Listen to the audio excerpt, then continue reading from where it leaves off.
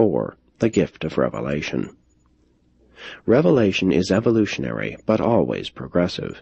Down through the ages of a world's history, the revelations of religion are ever expanding and successively more enlightening. It is the mission of revelation to sort and censor the successive religions of evolution.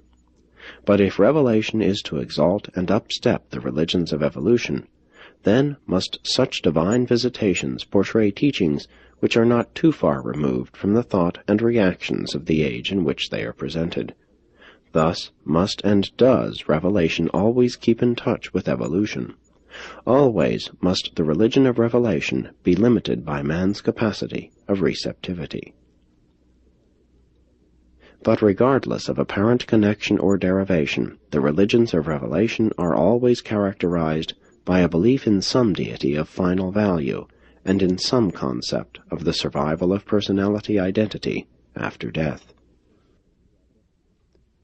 Evolutionary religion is sentimental, not logical. It is man's reaction to belief in a hypothetical ghost-spirit world, the human belief reflex, excited by the realization and fear of the unknown. Revelatory religion is propounded by the real spiritual world.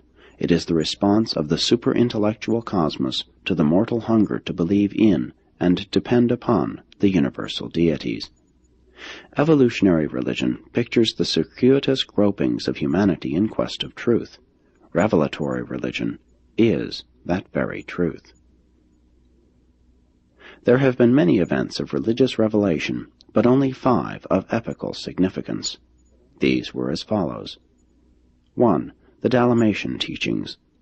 The true concept of the first source and center was first promulgated on Urantia by the 100 corporeal members of Prince Caligastia's staff.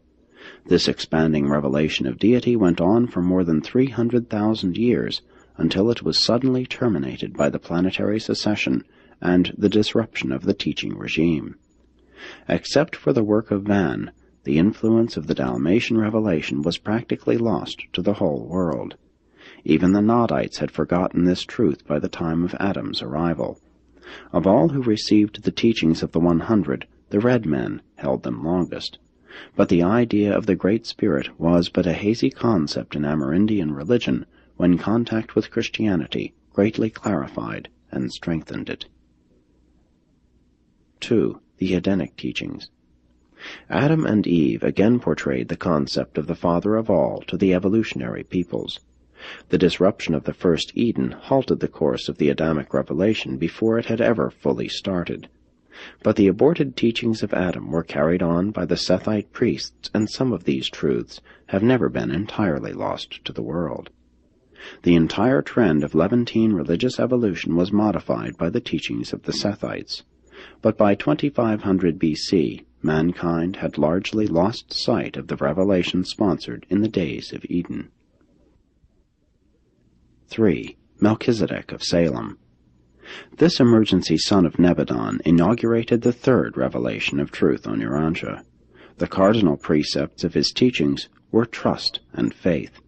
He taught trust in the omnipotent beneficence of God, and proclaimed that faith was the act by which men earned God's favor. His teachings gradually commingled with the beliefs and practices of various evolutionary religions, and finally developed into those theologic systems present on Urantia at the opening of the 1st millennium after Christ. 4. Jesus of Nazareth. Christ Michael presented for the 4th time to Urantia the concept of God as the universal Father, and this teaching has generally persisted ever since. The essence of his teaching was love and service, the loving worship which a creature son voluntarily gives in recognition of and response to the loving ministry of God his Father, the free will service which such creature sons bestow upon their brethren in the joyous realization that in this service they are likewise serving God the Father. 5. The Urantia Papers. The papers of which this is one constitute the most recent presentation of truth to the mortals of Urantia. These papers differ from all previous revelations, for they are not the work of a single universe personality, but a composite presentation by many beings. But no revelation short of the attainment of the Universal Father can ever be complete. All other celestial ministrations are no more than partial, transient, and practically adapted to local conditions in time and space. While such admissions as this may possibly detract from the immediate force and authority of all revelations, the time has arrived on Urantia when it is advisable to make such frank statements, even at the risk of weakening the future influence and authority of this, the most recent of the revelations of truth to the mortal races of Urantia.